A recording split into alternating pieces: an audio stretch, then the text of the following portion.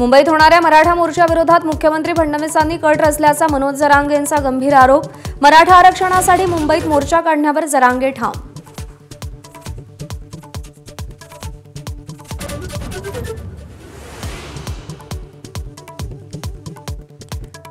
बच्चू कडूंना मुंबई सत्र न्यायालयाचा दणका। सरकारी कामात अडथळा आणत कर्मचाऱ्याला धमकावल्याप्रकरणी दोषी, 3 महिन्यांच्या कारावासाची शिक्षा।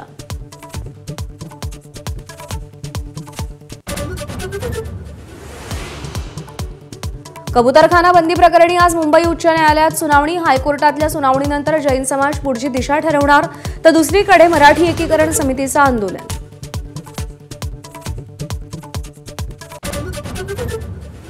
शक्तीपीठ महामार्गाला जोमानं विरोध करण्यासाठी मोहीम। काही दिवसांपूर्वी ऑनलाईन बैठक पार पडली।